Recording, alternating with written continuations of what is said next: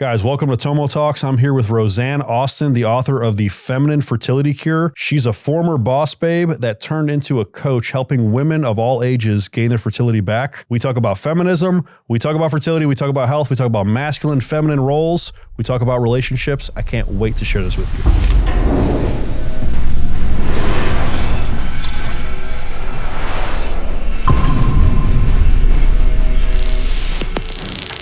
Do we have just all right, so like legitimately, we just talked about this out there, and I know that you and I are both from a law enforcement and a prosecutor, background, everything like that.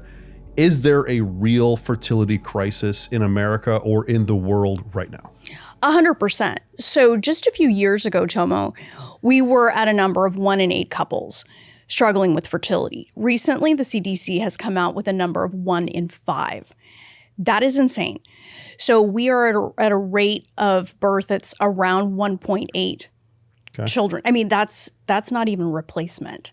No, we've hit that non-replacement stat now, like recently, right? Yes. Last couple of years. Yes. I mean, and we're looking all over the world, Japan, South Korea, at birth rates that are, in basically a catastrophic death spiral. Sure. For populations. And it's really terrifying.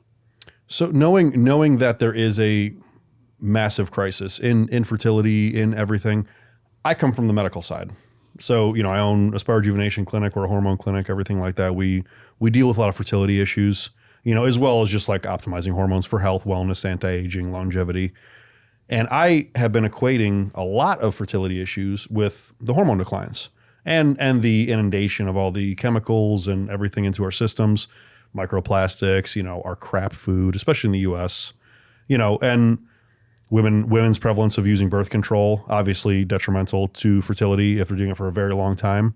So men testosterone levels going down, women and men being inundated with chemicals. Okay, that makes sense. Fertility is going to have a problem. But your perspective is a little bit different. Yes. Tell me this perspective, because I love it. And I hope that you're 1,000% right, because I would rather it be this than just a kind of like a lifestyle and a toxicity issue, because this is easily fixable, in my opinion. Yeah. If people don't fight against it. Well, I think it's a yes and. Okay. I think all of those things you said are absolutely correct. Sure. I think the system is rigged against us. I think there's an anti-human agenda out there that has over decades. I'm a child of the 70s, so I know that food has gone downhill. Our water's worse. Plastics are everywhere. Mm-hmm. But around that time, we also know that there was a massive culture shift. Sure. Coming out of the women's movement in the 1960s. And my perspective is that women have been ushered away from their natural femininity, which has completely destroyed the family structure. And I think that it's something that, because I work with so many lovably type A, control freaky professional women, physicians, lawyers, teachers, nurses, engineers, businesswomen, that women across the board, especially in the United States, have been sold a line of goods. And I'm the poster child of it. So I'm not sitting here from my high horse saying we all need to go back to our femininity without having legitimate personal experience in this area. But I believe that it's not just the chemicals. I think, yes, that can't be denied. It's not helping. It's not helping, but I think culture and the way that women have been, I think, duped out of our femininity. Like, there's no other way of putting it, because if you look at the way that we look at the role of where women are supposed to be, now we're in a place, Tomo, it's absolutely gross. It's all 50-50. Yeah. We've been completely, and I think it's great that women are educated. I'm highly educated, that we are able to assist in the provision for our family, but I think we've gotten way off track. So you said something, and I'm not sure if this is a quote or not. The rise. So it's based on the idea of the rise of infertility as a symptom of identity misalignment. Yes. That hit me like a ton of bricks, and I'm like, ooh. I'm like, identity misalignment. And we were just talking about this before the camera started rolling out in the lobby. And we're talking about how men don't know how to be men anymore, how women don't know how to be women anymore. And we've almost been pushed to be the opposite of what we're supposed to be. 100%. So what is this identity misalignment to you? So like, let's unpack this identity misalignment. Obviously I'm with you on the feminist side, the feminism side. I think first wave feminism was very important for women. The right to vote, equal pay, all these things, agreed. Right to education, agreed. I'm with it. I love it. But when it started getting into the less about women's rights and more about women empowerment and equality and, dare I say the word, equity, I hate that fucking word. I hate that word. We're going to try not to throw so many F-bombs in here so we don't have to do a beep counter. Yeah. But, that I think has been detrimental, not just to women, but to men, because at the same time that they were propping up women to be equal, equitable, be more like men. You can do everything men can do. By the way, can't. We're not the same. We are damn near polar opposites for a reason. We complement each other, right? Right. At that same time, they were demonizing masculinity, demonizing men, telling men don't be powerful, don't be strong, don't be assertive, don't be a man. Right. So you look at so there's actually a study that came out in 2009. It was the paradox of women's happiness. And we looked at it wasn't my study. It came out of, I believe, the Wharton School of Business. Okay. And so there was the study going from the late 60s into 2006. And women's happiness has declined by 35%. So the more money we made, the more education we had, the smaller family size, we have become less and less happy. So the feminist movement made all these promises saying, getting out of the home is happiness. Getting into pantsuits is happiness.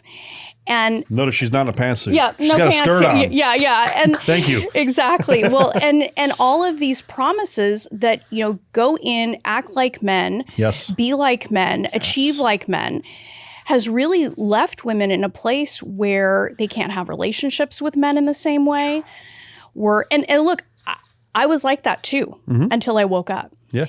And it's one thing to be educated and be a great contributor to a company, whether it's your company, another corporation, whatever. But it's another for that to completely take over your identity as a woman. Correct. So I worked in a very masculine environment as a prosecutor. What was interesting is as time went on, more and more women came into the office. But it was almost as if there were more men because the women would outman the men. And so we saw this shift where we were so disconnected from our femininity. And I tell my clients all over the world, conceiving is all about being able to receive. As women, we are receivers from a metaphorical and physical standpoint. Sure. And femininity, just for your audience, I'm not talking just about wearing a skirt and high heels. It's really about the spiritual. It's about the creative. It's about the nurturing. And it's an incredible aspect of who we are as women. But we've lost touch with that because the feminist movement told us that was weak. And so what we've done in the name of quote unquote empowerment is disempower our men, emasculate our men, put them on red alert that they're rapists and that if a man tries to be chivalrous and open the door for us, that we're being oppressed. It's a deception. I've never experienced that last one. I've never opened a door for a woman and been yelled at about it. I'm sure it's happened. If anybody has ever seen this, please, I want that story dropped in a comment because I want to see it. I want to hear this story. Or he tried to pay for my dinner, so he's going to expect something. I think that idiocy has developed over time. Let me ask you something based on that question alone. We're gonna go down. We're gonna get in the weeds here. Okay, so he wanted to buy me dinner, therefore he expects something. Right. Isn't that what we are doing in this relationship and dating thing? We are dating them to expect something. Well, on both sides. Yeah, I think at some level, yes. You're together. Nobody forced you at gunpoint to go out to dinner. It's another thing to have a man be chivalrous and we don't have any idea what the expectation is. And maybe he expects to date you again. Maybe he, expects the relationship to marry will go. you. Maybe he expects to have a family with you. Yeah, exactly. Imagine that. Why does it always have to go down some dark road of sexual assault? Sure. And, as a former sexual assault prosecutor, I was going to say. It's interesting how it's coming out of second, third wave feminism, where we are in a place where everyone is hypersensitive. Everyone is looking for an offense. Mm-hmm. And I think it's destroyed our relationships. So from a cultural standpoint, we have people that are pulling away from the traditional family unit. And then they get to their 40s, I'm speaking about women specifically, and they realized all of these promises that as long as I'm educated, I'm making a ton of money, I'm doing it on my own, that was supposed to be satisfying. But in my practice, I'm seeing consistently women getting to a place where they are saying, is this all there is? And that what they desire is a wonderful relationship, is a home, is a garden. It's the truth is quite different than what we see in the media. There's a lot of people watching that's just sweating. I can't believe she just said that. How dare she say that we want a garden? Yeah, I mean, and chickens, Tomo, it's chickens too. I think that fulfillment for a woman and fulfillment for a man comes in partnership. I think humans are meant to be partnered. We can go into, whether a man wants to be with one woman or not, primally, animalistically. Shut up. I don't want to get into that. It doesn't matter. Okay. That doesn't matter right now. What I'm talking about is from a love perspective, from a partnership perspective, men thrive with the right woman. 100%. And women thrive with a man. We're not supposed to do it alone. Yeah. Yeah. And I believe that at the end of the day, I mean, seeing this, that a real man is what women want. Sure. And, being able to relax into your femininity puts you into a mode of being able to conceive. What does femininity mean to you? So can you give me a baseline definition for me and for anybody watching? What does femininity mean, and how would a woman base this idea of being on, what's going to be attractive to a man that's going to look for that? Well, so when we think about masculine and feminine, we all have those sides to us. So the feminine is the spiritual, the nurturing, the creative, the impetuous. It's just what makes us as women just soft and amazing and lovely. Sure. And for men, men provide structure. It's the strength. It's the masculine form of nurturing is going out and, killing something and dragging it home, right? Yeah. In today's world, that's money, that's security. Yeah. And provision. And a man taking great pride in being able to do that. Sure. And so when those two things come together, I mean, for women, the message has been confusing. Mm-hmm. That now you're supposed to be both, if not all of it. And so then we find, it's incredibly stressful, but it also is, I think, confusing to us as roles. Sure. So that when we're out there in the world, we're used to just slaying dragons ourselves. Mm-hmm. So when a man comes into our lives and wants to provide that, it's like we haven't, as women, been taught that that's okay. Yeah. And there's distrust and there's competition in a relationship when it really is, as you said, partnership. So that's really, I think, part of the social and mindset aspect that has negatively impacted our fertility, because we aren't in relationships where we can receive. It's a sense of competing with your man almost, which is really odd. And as far as being able to receive from him, a lot of women are closed off from receiving from their man.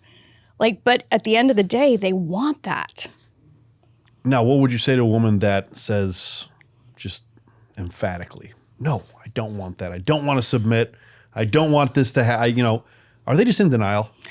Are they in denial based on, and I'm not, we're talking about the norm. Right. Of course there are outliers. Of course. I'm talking about the norm. Is the norm for most of those women, are they just in denial, and are they being brainwashed by a societal, perspective aspect? Yeah. Yeah, I think especially through the education system. Sure. It's, since the 1970s, we have been, as women especially, we've been shown role models that are outside of the home, acting like men. And there aren't a lot of strong representations out there of a woman who is in her empowered feminine. And I think that's really the objective. I mean, the feminist movement, where the feminist movement has gone wrong, is this idea that only one choice is acceptable, and that is to be outside of the home, educated, working 80 hours a week. Nobody was out there saying it is a legitimate alternative to stay home with your children. I mean, I remember when I was getting out of high school 4,000 years ago, wasn't that long ago. No, but relax. but the idea was you would immediately go to college. Sure. It was not a legitimate opposite opportunity to be able to say, you know what, I'm going to meet a man. Mm-hmm. And I'm going to have children. Everyone would say, Tomo, wow, what a waste of potential. As opposed to treating that as an equally justifiable and reasonable alternative. It's the most important thing, I think, that people can do is have a family. I think so too. And as a ball buster in recovery, I would say that that's 100% true. I did not ever see that coming up as a legitimate possibility for me. I thought the only way that I could be successful, the only way that I could be happy was to go to law school and have some dogs. And maybe I would, dogs and cats. And so we find ourselves in a place where women are unhappy, feeling unsatisfied, and then we wonder why. Yeah. So, I mean, let's dive into your background real quick since you touched on the recovering ball buster adage. So you're a recovering ball buster. You were rooted very much in your masculinity at a time, which a lot of women are. And some women break out of, but I think a lot of women have a problem breaking out of. Yeah. You were in California? Yes. So you're in California. You are a prosecutor. I'm your ex-prosecutor. I'm an ex-cop. We worked very well together. We worked in tandem, and we would probably bust each other's balls a lot. Yes. You know what I mean? 100%. It's, like you said, very masculine career. It's a very stressful environment. Right. And I think a lot of that stress, a lot of that cortisol, I think can be very detrimental to women. 1,000%. Especially when it comes to fertility. 100%. Where men, it's the opposite. Yeah. Stress and anxiety for us, we love that shit. Yeah. We fight. We love fighting. Yeah. You're not supposed to be fighting like us. Well, I was a gladiator in the courtroom. Yeah. Straight up assassin. Yeah. In there. And I loved it. But when my husband and I were starting to try to have our family, and I remember I was being treated at a top 10 teaching hospital. Well, first of all, nobody suggested to me there was a natural alternative. They said, oh, you're over 35. You need to go to a fertility clinic like yesterday. Which was shocking to me. I was like, wait, hey, I'm relatively young. Yeah, I'm they consider active. 35, over 35 geriatric. That's right. Terrifying.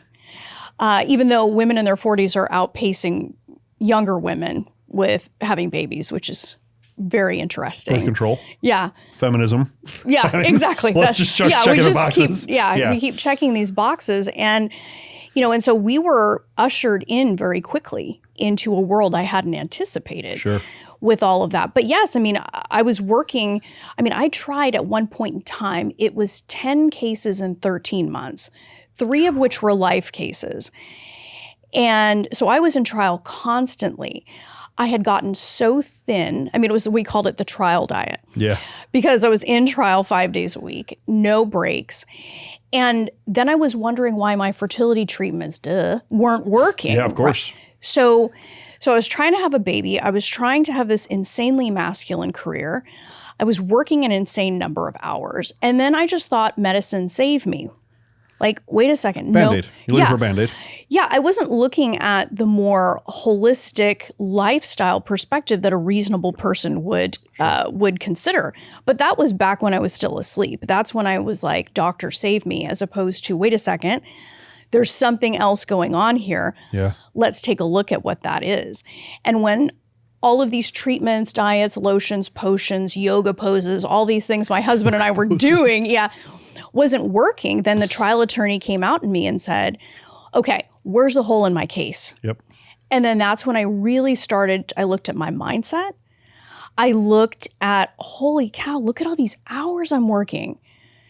And wow, none of this, my life was not set up to be a mom.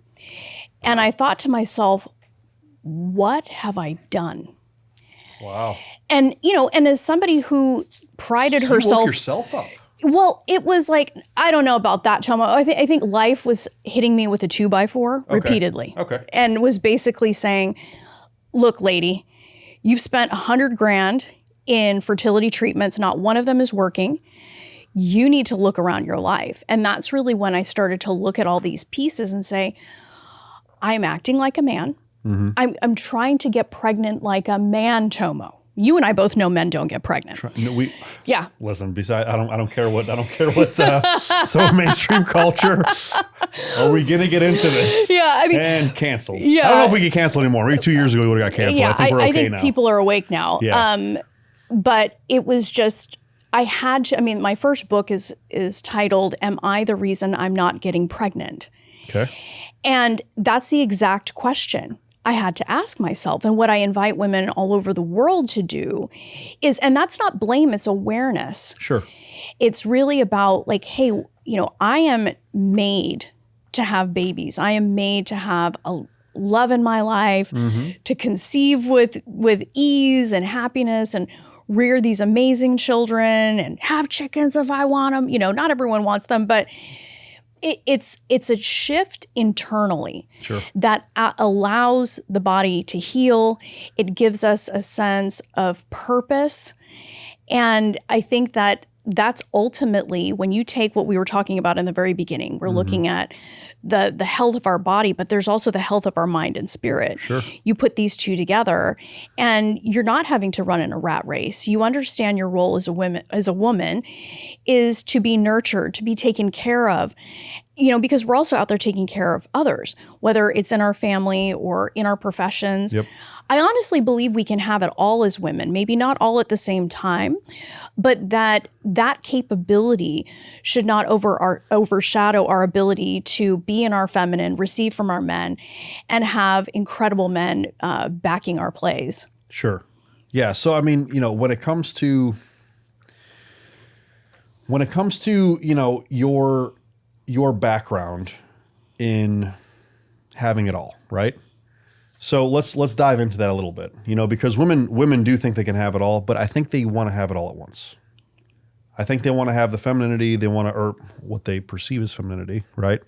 Without really submitting. And can we talk about submitting real quick? Let's do it. Okay, so I want to talk about submitting real quick because when I say that a woman should submit to her man in a masculine, feminine way, people freak out.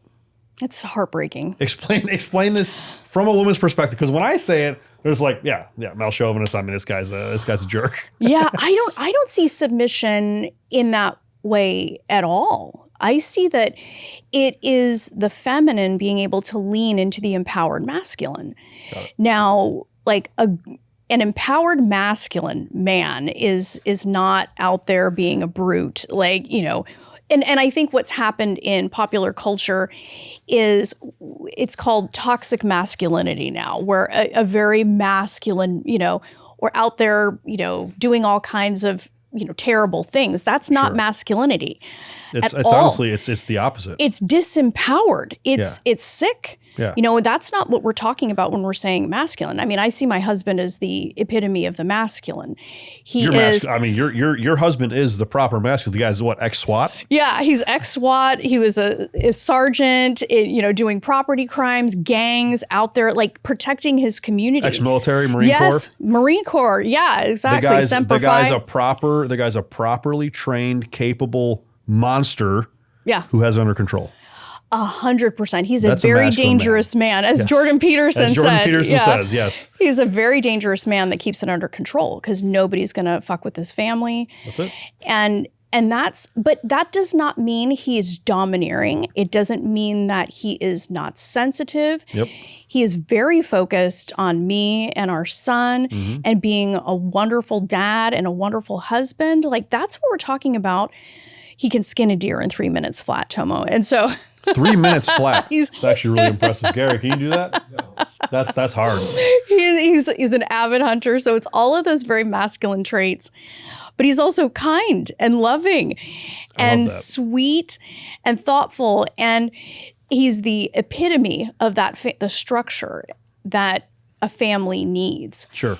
And we see this. I mean, even the data shows this. The data shows that families without fathers suffer. Yeah. Now, that's not to say that, if the dad dies or for whatever reason the relationship breaks down, that, oh no, the ship is sunk. What it means is that, maybe those relationships can be renavigated and that a dad can still come into the picture and be a great influence. Well, fathers should not abandon their children. No. But also women should not try to force a father to abandon their children, which happens a lot in divorces. Yeah. They try to push away like that. It should be a collaborative effort. Yeah, 100%. I'm a child of divorce. Unfortunately, and I hate saying this, and I hate that it's even the fact, but my daughter is a child of divorce. You know what I mean? But she grew up from basically the earliest of age with mom and dad being split. Yeah. But we've always been collaborative for her. Yeah. Yeah. Mother and father in that environment and being around each other and understanding, hey, that's mom. Hey, that's dad. Yeah. Hey, we're both here for you. Maybe we don't sleep in the same bed on the same roof. Yeah. But we're still both here. Yeah. Huge. Yeah. Well, and you can still be an incredible father and a wonderful masculine in her life. I mean, even if you're not under the same roof, she knows that you're there and she knows that she can rely on you. It's not ideal. Yeah. It's not ideal. Yeah. It's not what you want. Yeah. But at the same time, it's like that's how you stay in your masculine empowerment is 100%. to be there for her. Yeah. Yeah. No, that's incredible. So I want to get into this because you consume my social media content. Oh yeah, totally. And I consume your social media content. And I go into attraction, the dating, the sexual marketplace, the relational marketplace. I go into this a lot in my posts. And people are like, well, what makes you a relationship expert? I'm like, well, I'm not. I actually have just fucked enough up where I learned. Who do you want to learn from? Somebody who never made a mistake? Or would you rather learn from people that got their life together? I screwed up plenty of things and people have screwed up things with me. And I know exactly what I'm looking for. I feel like I know what feminine is, what masculine is. I feel like I know. All right, well, I'm just going to go ahead. Nobody knows what women actually want, but I feel like I have somewhat of an idea. You know what I mean? No man can say that. If he did, he's a billionaire immediately. Yeah. Man, if there's a man out there that knows what women want truly, there's actually a great movie. Remember the Mel Gibson movie? Yeah. What Women Want? Want? Yes, I Where do remember that. Mind? Yeah, yeah. Great movie. But, I feel like I know in general what a feminine woman should want. Yeah. Let me say that. Yeah. But I still have a very hard time dating. I still have a very hard time being in a relationship. I want to provide. I want to protect. I tell anybody that I would date, and this has been in recent times as well, I don't need you to work for money ever. If you want to work for passion, fine. If you want to work for just enjoyment, fine. But you never, ever, ever have to work for money. I will take care of everything. All I want you to do is make sure I have a peaceful home, make sure that you have my back, prop me up, and I will take care of literally everything. And I want a family. I want as many kids as possible. That's what I say. Yeah. But it's hard for them to digest that. Yeah. Well, there's also a line forming now that you've said that. I'm sure outside of this I don't building. know. I'm pretty hard to deal with. I'm Save some women for the rest of them, Tomo. listen, I'm admittingly hard to deal with because I get extremely focused. And that's also a fault of mine where it's like I can get into these focused modes in business where it will almost seem like I'm inattentive, but there's seasons for it. 100%. Where it's like, hey, yeah, this month I'm fucked. This month, like, just have my back. Because next month we're going to Europe for a month. Right. You know what I mean? And and it has to be that kind of dynamic. Yeah, 100%. So, with that information in your head now, like from your perspective, what do women want or what should they want? And what do men want? Well, I think women these days, at least the ones that I work with that are out there slaying it, I think they want to rest. I think they want to be able to rest in the love and companionship with a man who is willing to say things like that. And I think that there's a lot of confusion for a lot of women that, they're this conflict. They were educated to think, okay, I'm going to go out there, I'm going to get all these degrees, I'll have all these letters after my name. That'll make me happy. And then maybe I'll get around to having a man in my life. But then when they have somebody who is in his masculine, who is a provider, they don't know what to do. Well, I mean, the last relationship that I was in where I had this situation, like, she didn't know how to take it.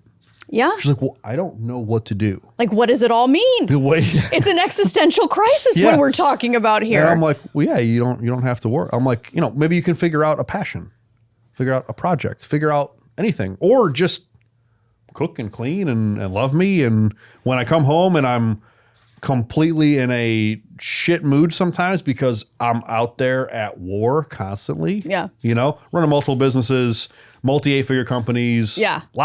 Money's stressful. Yeah. It's stressful. It is what it is. But all I want is that woman when I come home to give me a big smile, a big hug, tell me they love me, tell me they appreciate all the hard work that I do. Yeah. Maybe make me food. Yeah. Dare I say, make me a sandwich? Holy fuck. Oh my, canceled again. Yeah. No, but I think that's a beautiful thing. It's like, it is this beautiful dance between the masculine and the feminine. Yeah. Because you're not coming home and being a brute or like saying terrible things. You're coming home. I mean, our homes should be our place of refuge. The castle. It's the castle. 100%. And like, I think for a lot of men who are coming up now, they're finally getting the message that it's okay to be in your masculine. I mean, there's decades there where we see emasculated men without purpose. I think that's also what causes a lot of our problems socially, is that people have no connection to their purpose. And a man without purpose is a very dangerous thing. Lost. Yeah, That's because you have person. all this potential, you have all this strength, you have all this drive that goes nowhere. That's depression. That's where depression, anxiety, what's the suicide rate in men right now? Well, yeah, especially in law enforcement, the military. Yeah. I mean, you see some of our incredible warriors out there suffering. And so it's great to see a resurgence of people talking about being in their masculine, and I love what I'm starting to see. There was a period of time when I was terrified. The pendulum swinging, and you still have a large group of men that are still touting this equality thing. They bought the media lie hook, line, and sinker, and then they wonder why they, but then we also have a culture of men that are at home in their mother's basement playing video games. Sure. And aren't even engaging out there. Yeah, that's a weird. I saw a study. What was it, Gary? I think I sent you this study as well. It was something about the approach rate of from men. Did you read this? I heard about the approach rate of men to women, and women are saying like, we're just not being approached. Yeah, like men aren't approaching us. Yeah, and I'm sitting. I'm like, I'm not one of those people. Like I don't go after women. I'm hilariously bad at dating. Hilariously. It's actually fucking baffling. So they're like, you must be cleaning house and I'm like, no, bro, I'm the dude in the corner. I don't approach anybody. I don't talk to anybody. I'm bad at it. But you're a business guy too. You're super focused. That right? too. Yeah. So that's a cultural difference as well. I mean, but even when I was dating and, this is the last time I truly went into like, all right, I'm dating intentionally to find somebody. I was brutal, truly. My dates were damn near interrogations, not even it was fucking hilarious. But I told the women this. Yeah. I told them, hey, I'm going to ask some very serious and very hard questions first date. And they're like, what do you mean? I told them before we even went on the date. I said, I am dating with intention. I'm dating to find somebody that I can have a long-term relationship with or be a wife and mother to my kids. Oh. This is what I told women. Of course, that makes me melt. Yeah. Until they get asked the fucking questions. Yeah. And then I'm asking, okay, well, what do you do for work? What are your passions? I start off nice. And this is it's not like I have spotlights on them, I'm action interrogating them. It's a dinner. I'm not grilling them. I'm asking them truly in conversation. But once I start getting into the conversation part of, well, what's the relationship like with your father? How many, when you ask them in the first date, how many kids do you want? They're like, excuse me? What do you think about marriage? What do you think about religion? Tell me your politics. How about this one? Tell me your body count. Holy fuck. This is first date. I had women walk out. I had women swear at me up and down. And then I had some women that answered honestly. And I had some women that were, it was kind of like back and forth. But the reason why I did this, and it didn't really work, but the reason why I did this is because I wanted to not waste time. I think that's fantastic. It's honest. Well, it's also masculine leadership. Like anyone that would be intimidated by that would know that you meant business and that they weren't going to be able to fuck around. Like, I don't think these women meant business. Wow. That's the problem. Yeah. You know what I mean? But also, what am I looking for? And I was probably in my early to mid 30s, right? And I'm dating I think the latest was like late 20s, mid 20s, early 20s. Fucking don't even try. It's not even fucking worth it. You know what I mean? But I'm looking for women that can have multiple kids. Yeah. I want to have multiple children. I want to have a big family. That's my dream. My goal is to have a massive family. If a woman can tell me, I'm gonna give you five kids. 5 kids. I got you. Let's go. We're starting right now. We're getting married next year. I'm like, fuck yes, let's go. I know how to be masculine. That's gangster. I'm in. Yeah. But that kind of dating that I was doing, most women couldn't even deal with it. It obviously didn't work, but I felt like it was so honest. And I felt like when I'm telling these women, I'm like, this is really what a man wants. Yeah. When a man is dating, when a man is looking for a woman, can you give me this? Yeah, I think the empowered, being able to model the empowered masculine like that, who doesn't want a king of a man?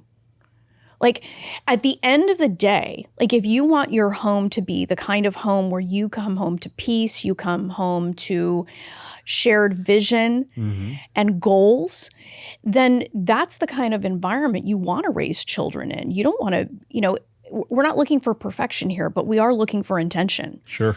And I think that's really smart to be in that position. I mean, my husband and I, we've been married for, 2025. Almost 13 years. Congrats. And we made it part of our family structure that at the beginning of the year, we went up to the Ritz-Carlton in Dallas and we locked ourselves in the room and we did our family plan for the first 6 months of the year. It ultimately ended up extending out to the rest of the year, but I love that. Leading with intention as the empowered feminine and him the empowered masculine, we plan out what our life is going to be. We don't, and I think that's smart because if you want to be very successful, you have to be able to do that. And you don't just allow circumstances to push you around, you lead your life. And yeah, just like you're in dating, like you want that to be the pace. Yes. When you're married and you're having a family. The family meets, the family plans, and then your wife can come in and support that structure. Well, and see, you mentioned something here. You mentioned the empowered feminine. So explain that to people, your perspective, empowered feminine, because when people, we backtrack into the submission. Yeah. A woman submitting to her husband or a wife submitting to her husband. Go ahead, everybody freak out. Oh my God, horrible. But submitting does not mean that she's quiet. Submitting does not mean that doesn't have an opinion. A masculine man who truly loves and supports his wife loves and supports her opinions. Right? Yeah. It's just that it's collaborative. Relationships are collaborative. Relationships are supposed to be collaborative. As a man, I bring X. As a woman, you bring X. Together, we build a fucking kingdom. You're a queen, I'm a king. We're going to make some princesses and princes. Let's fucking go. It's that simple. Yeah. It's not, a man can't do it on his own. A woman needs to be there to help the man do this as well. You know what I mean? And that's what people aren't really getting. People have just gotten to a place where they just demonize the entire idea of a woman being feminine and a man being masculine because they automatically look at it as stifling. Or weakness. And I think being in your creative, being in your spiritual, being in that nurturing is an incredible act of strength. I don't think there's anything weak about that. Yeah. And I think it honors our nature as men and women to be in those roles. But weakening that and making that terrible is a wonderful way to start being able to control a society and destroy it from the inside. Unpack that for me a little bit. I know. Should we get the tinfoil hats? Well, but I mean, get 'em? but you think about it, like it's divide and conquer. It's classic divide and conquer. Sure. Is to be able to pit men and women against each other. And that if my man wants to take care of me, he must be wanting to oppress me. I mean, when we go back to what you were talking about, submission, Yeah. I don't see submission as a negative thing. I think it's an act of trust. And Very well put. that you're in a place where you're saying, okay, my man has a plan. We have a shared vision as empowered masculine and feminine, and I'm going to support him in the execution of that plan. I don't see that as oppression at all. I think, everyone has a role. And I don't think that the role is lesser or greater because it's masculine or feminine. I think it's just sincere partnership. Yes. Yeah. I mean, and when you look at what is the world, what are the powers that be, what is the universe? Not the universe. The universe is on our side. What has society pushed us to? Why are they doing this? I think there's probably multiple reasons. I think there's probably so many reasons that we couldn't even wrap our heads around it. But in the main, is it just a control mechanism? I think it's control. I think it's also the weakening of the family, because if you have weak men, you don't have anybody to defend the family. And so true. As women, we are protectors in some way, but we're not going to be doing it in the way a dangerous man would. Yes. Well, we're different for a reason. Yeah, 100%. I'm not trying to leg press what my husband does. Okay, that's not my role. But no. And I mean, realistically, how many women out there can do what he did or want to do? Whether or not they want to, how many can? Yeah, can. Not many. Not many. Not many. If any. Okay, it's very different to watch a male cop jump a fence than a woman. Okay, I'm just sorry. We're talking a fit male cop. Yeah, exactly. Because I've worked with some fat fuckers, and I'll tell you what, nothing pisses me off more than that. Yeah, yeah. I'd rather work with a perceived smaller, weaker, feminine woman who at least can get over a fence than some fat ass who can't get over the fence. Piss me off every time. No, totally. Totally. But I mean, men and women, can we just outwardly say that we are so different and that we are not equal? Yeah, I mean, we have equal value, but our capabilities, our strengths, our weaknesses are just inherently different. Yes. I can't imagine. I mean, it would take somebody who was delusional to suggest otherwise. I mean, just it's biology. 50% of the population of America right now. Yeah. Well, but I think a lot of those people, though, I think they come from a very kind place, but it's misplaced. And, everyone wants the idea of peace, love, all this stuff. Great. Sure. But when we get to the place of denying biology or we deny common sense, that's delusion. Yeah. That's not the same. Yeah. I think I saw something. This might have been an Andrew Tate thing. I think I sent it to you, where it's equality in relationships goes out the fucking window when war starts. Yeah. Women quickly find their place. Yeah. And men quickly find their place. I'm like, interesting. What's your thought on that? Well, I think it lacks integrity.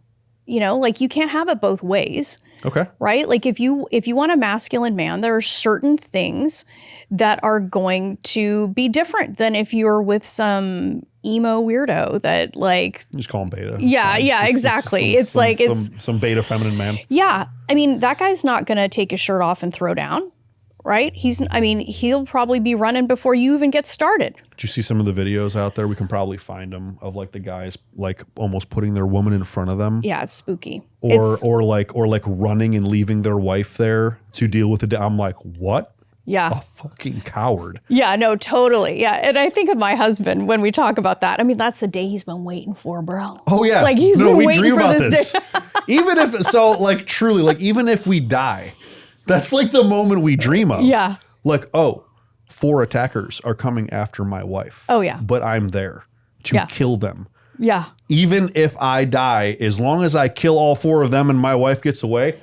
You're Tomo's like this. Glorified. This is the day. This is the day. Got chills, man. I'm excited about it. Yeah. That's real. Well, but that's also, it in our DNA, is to have these roles. And I think what men and women listening to this, I really hope that they take this away, that it's okay to be that gets to be okay. Yeah. And that you have to question anybody's motives who wants you to deny your nature.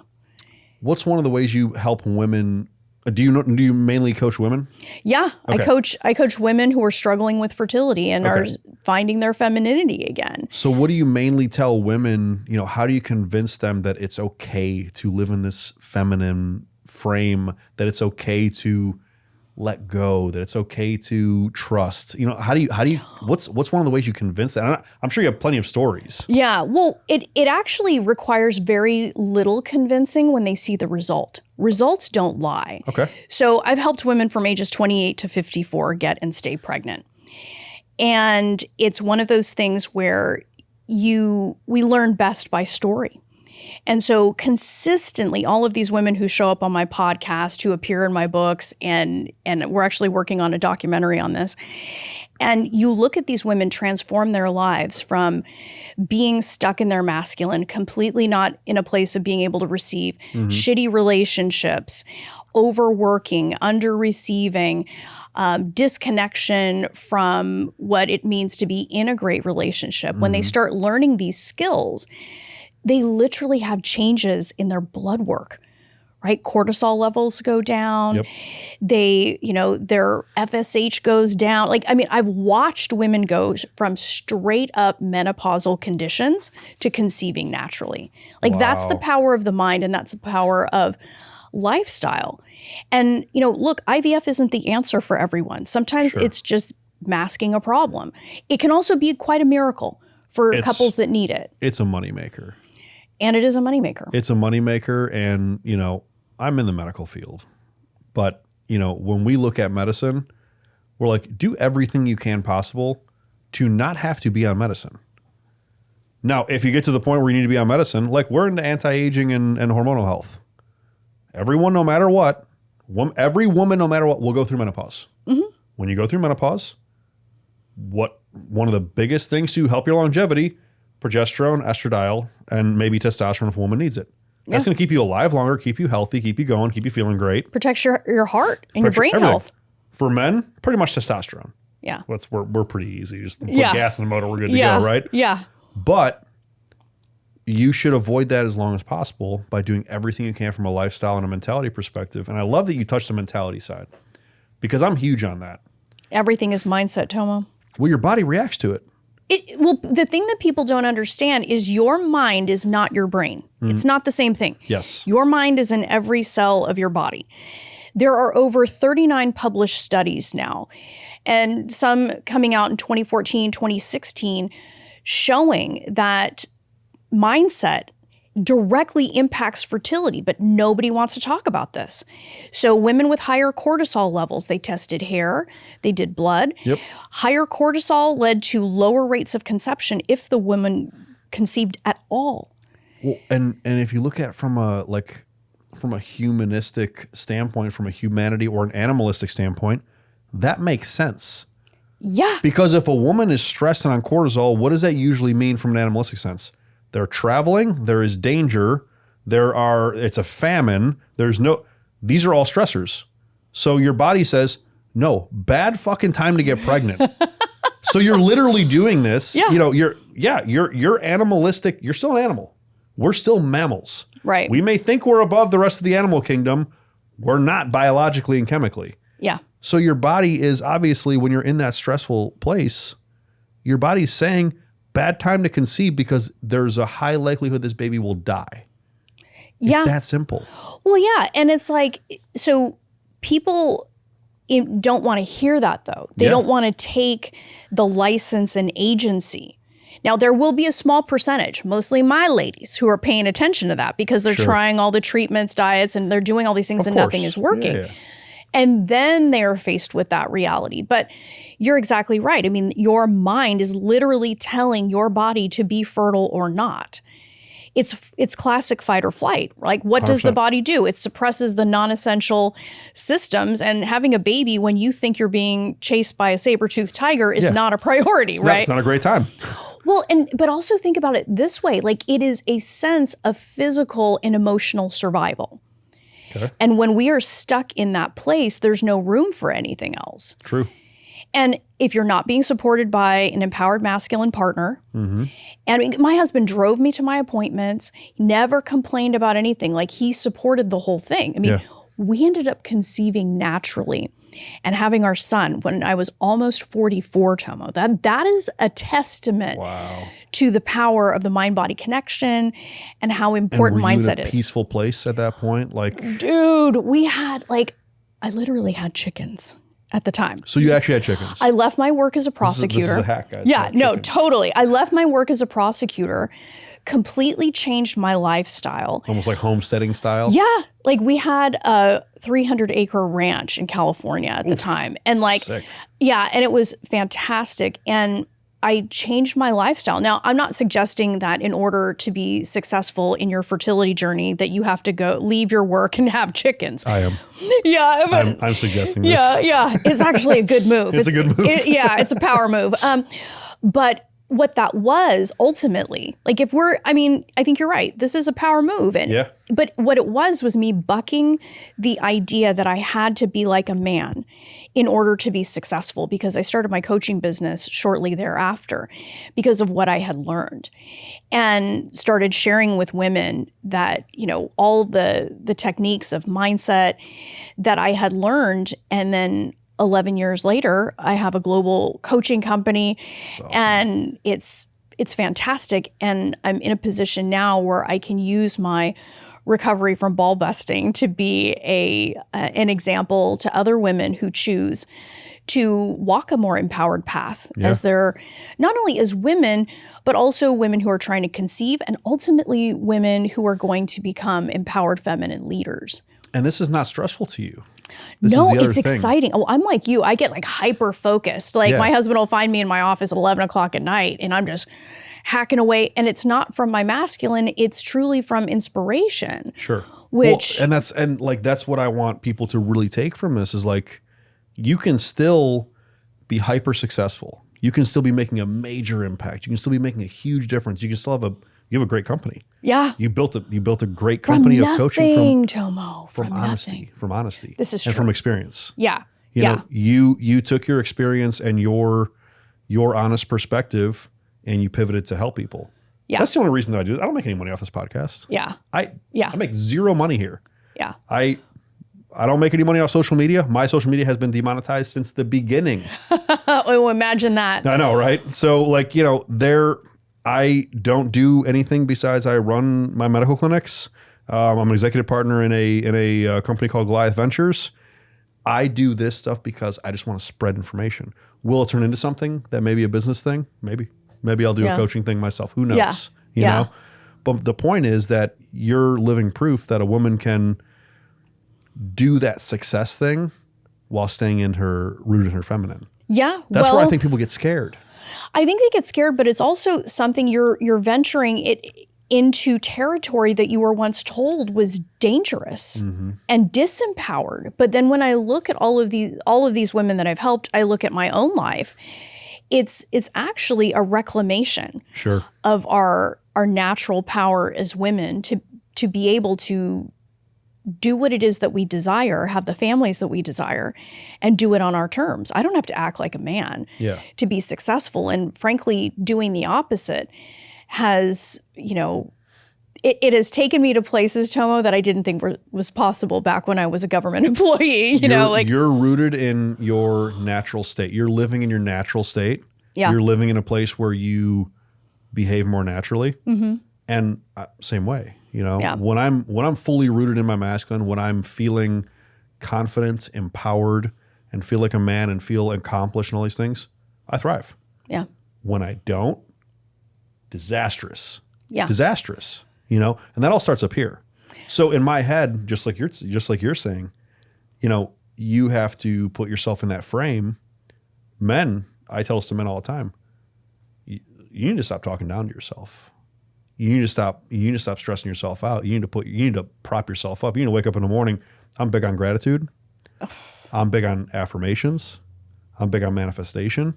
And I have I have literally manifested almost every single aspect of my life. 100%. Yeah. Me too. Like, I mean, back when I was, at my lowest point as a prosecutor, struggling with fertility, I remember not even being able to see my life any other way. Like, it was terrifying. I remember thinking, because nobody leaves the DA's office, Tomo, you know that. Yeah, no, they say there. Nobody leaves the DA's office unless you're in a straitjacket because you had a breakdown, or you are on a stretcher because you died at your desk. Yeah. I mean, that'd be from a heart attack, But when I took a leap, because I think you had to do the same. Yep. You had to take a leap that I'm either going to choose my future or I'm going to choose my fear. Sure. And choosing a future that was aligned with what you actually value, and maybe some of the visions that you had in your mind paid off extraordinarily. Well, we're both living proof that, life after public service. There is life out there. There is life out there. Well, it's funny. The three people in this room, we have a prosecutor, we have ex-law enforcement, and we have an ex-firefighter. So Wow. Gary behind the camera, the one who's setting all this up, he used to do stuff on the side. Wow. Now you have, 3 full-time positions and your own consulting and everything? Yeah. Wow. And his he just actually told me this morning before you got in, he said he's got all his firefighter, but he's like, what are you doing now? Wow. I know all my DA friends, they thought I had a breakdown. They're like, psst, psst, psst, psst. Yeah, she's like, finally you lost okay? it. Yeah, she's finally lost it. Have you converted any of them? No, No. they're set in their ways. They just want their retirement, which, I mean, I get it because it's a different mindset, right? It's a completely different mindset. I realized that what I did probably looked insane To them. to them. Sure. But then when you get to a place where your annual income is now your monthly income, like a tiny percentage of that, right? How cool is that? It was bonkers when that happened. Yeah. And I just remember thinking to myself, okay. Yeah. Must have Okay. done something, right? Yeah, I'm like, okay, I got you. Yeah, Right? yeah. One of those things. And so, I remember when I looked at how much things cost and now I don't live that way.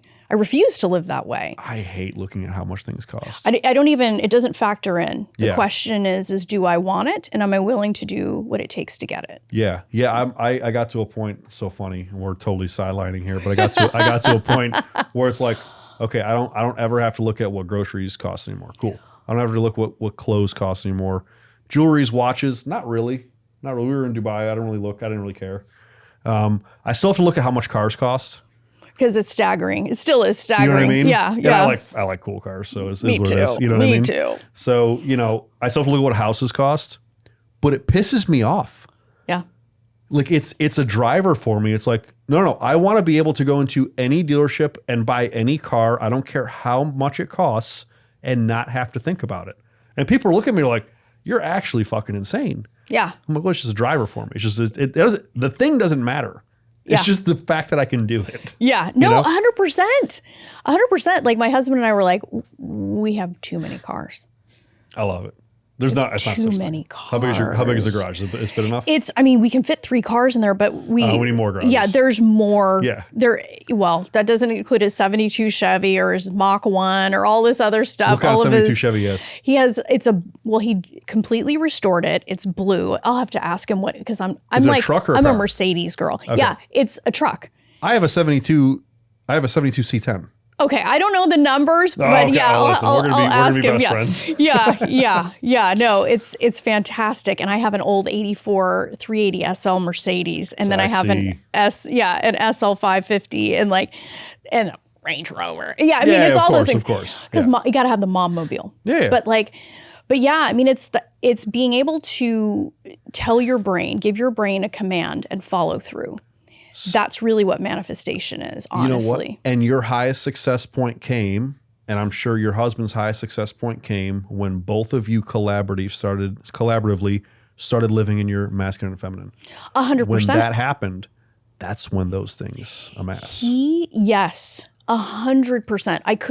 I would not be where I am today without him and without the structure that he provides. And he wouldn't be where he is and being able to be the man that he is without the proper feminine frame next to him, supporting him. Yeah. I believe that to be 100% true. Yeah. I mean, we are so like, I even told him this morning before we came into the studio, and I told him literally, you are a down ass motherfucker.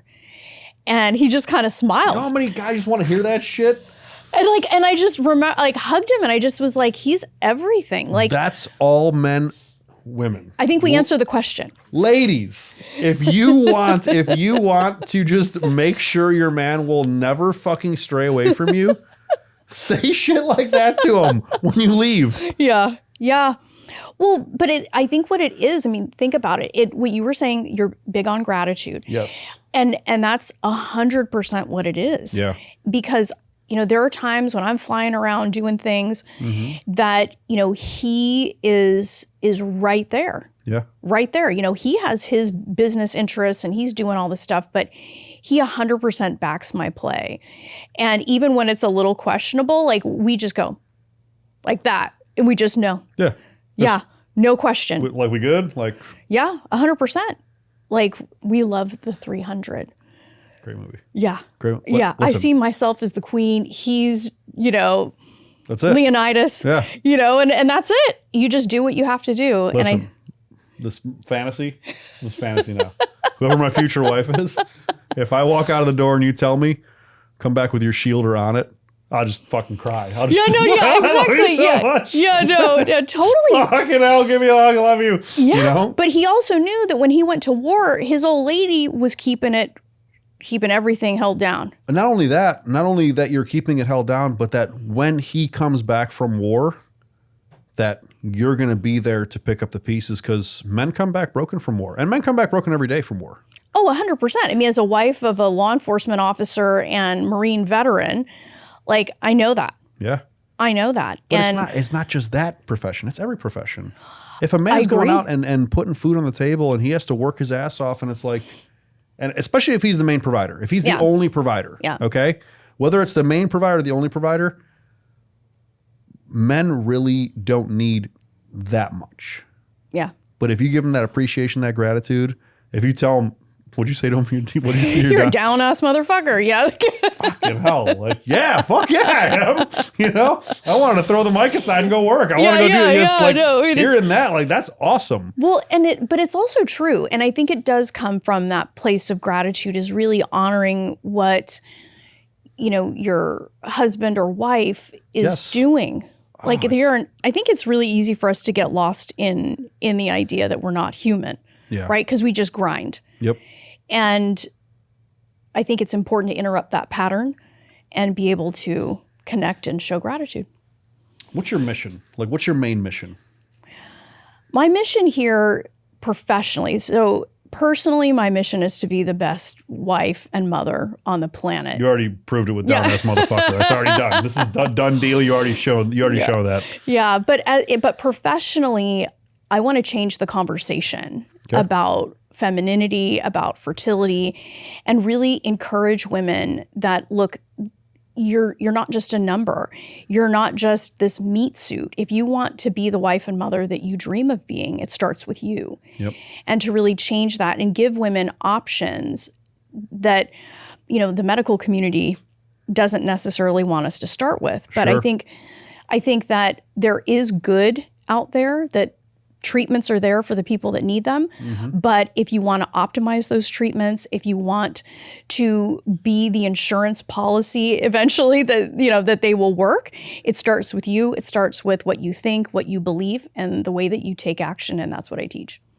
Do you have a couple words of advice to these high-powered, hard-charging, ball-busting women, whether or not they realize their masculine eyes, and who knows if they're even going to want to watch this, but if they do, what are a couple words, couple tips, what advice would you give these women that are maybe struggling with the fertility side or just in a relationship? Right.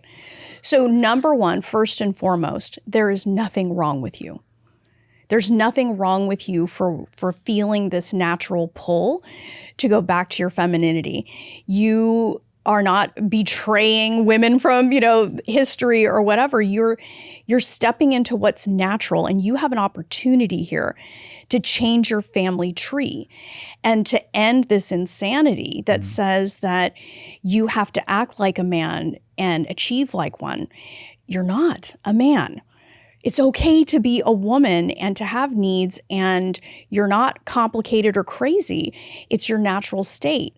So the first thing is to ask yourself, if you're struggling with fertility or you're struggling in relationships, is what is my connection to my feminine?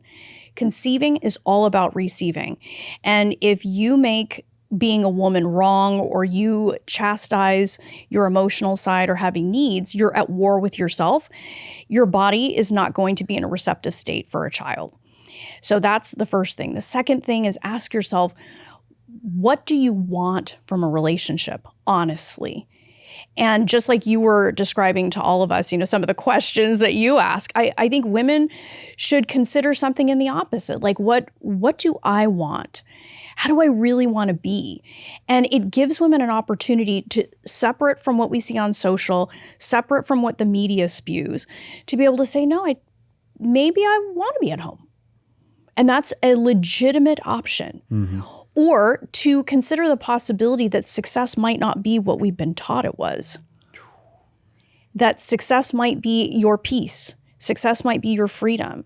Success might be your creative expression, totally separate from being locked in a cubicle, right? And so to really take the time to ask, what do I really want? And the third thing is, am I really in a position to receive? Conceiving is all about receiving, and I'm repeating that intentionally, because if you're not willing to receive a great partner, if you're just wanting to date shitbags and then not, gee, why won't he stick around? Like, ask yourself, what am I open to receiving? Do I love myself and do I love my vision enough to hold out for a king of a man? And because they're out there. Well, you attract what you are, right? Oh, 100%. 100%. That is a truth bomb dropped right there. Like, yeah. So I'm big on that. You attract what you are. I do this from the masculine perspective constantly. Yeah. I've never heard a woman, so kudos to you, truly, never heard a woman kind of say the same thing. Yeah. But from a female perspective.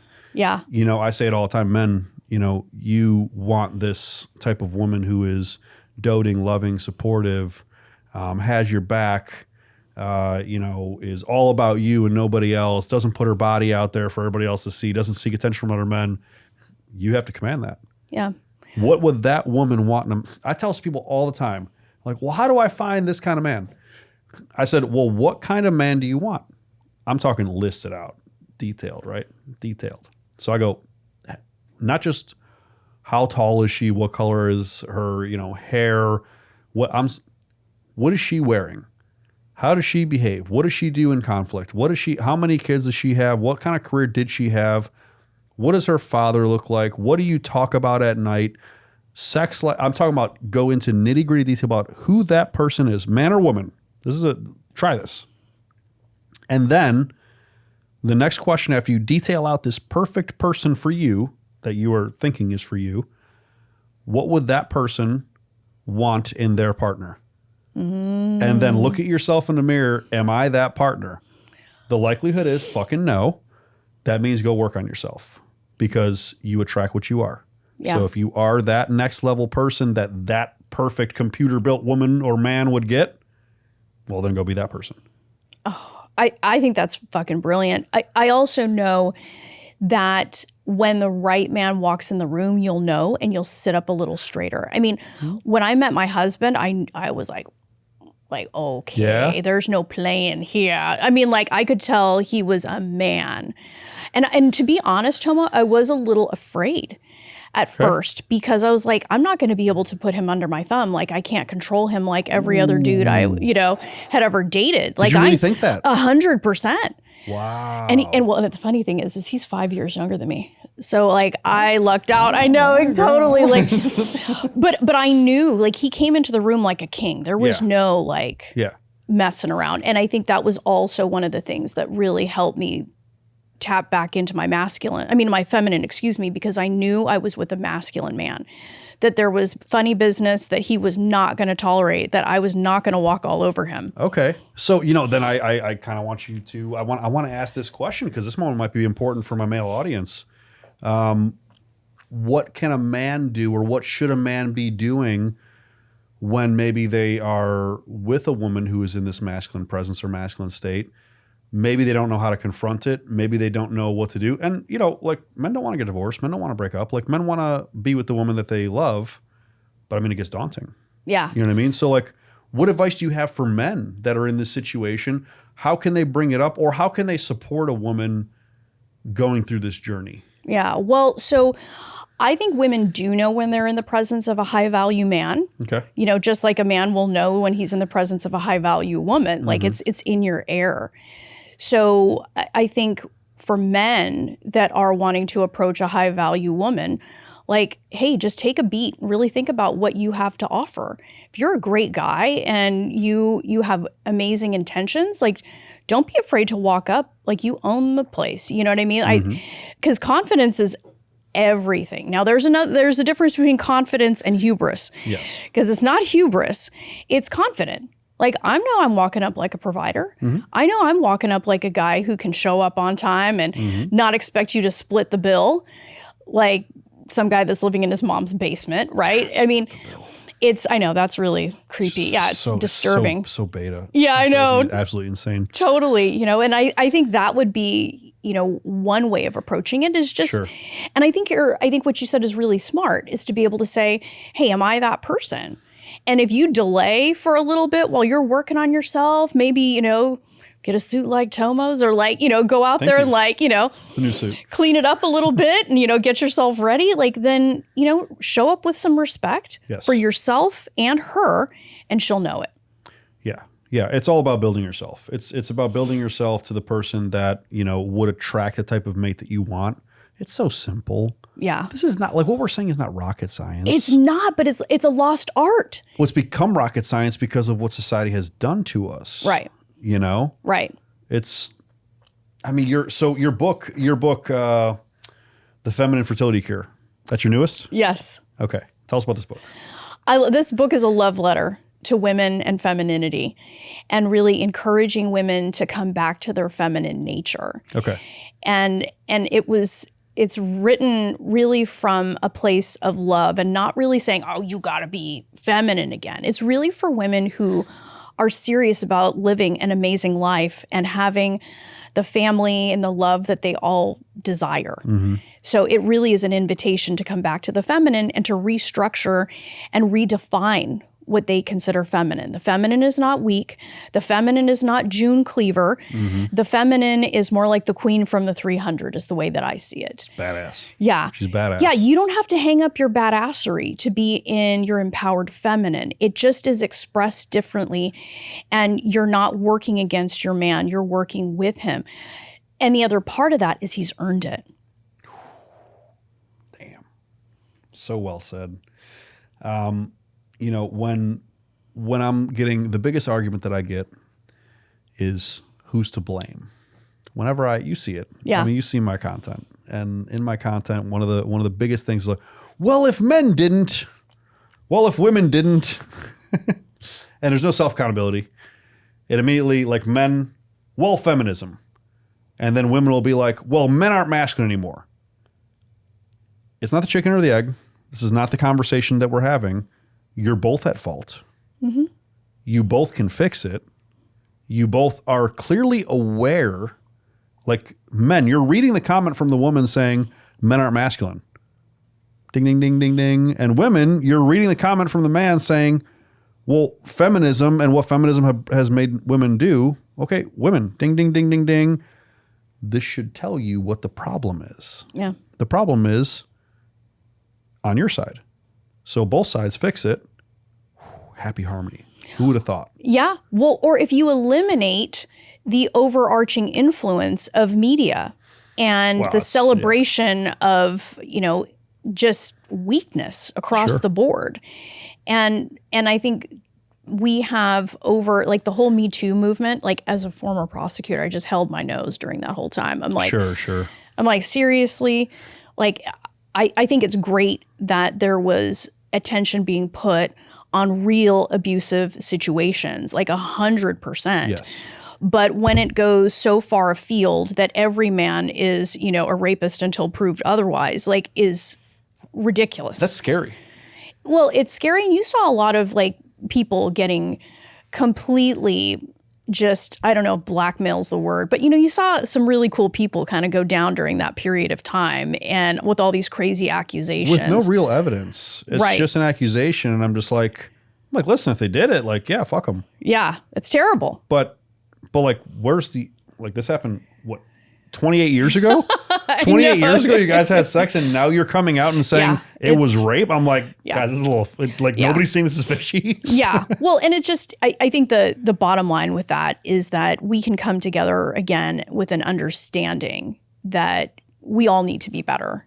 And that when you eliminate the very obvious intention of mainstream media and the manipulation of social media to pit everybody against each other, then you're free. I think we'll go back to our respective nature as men and women.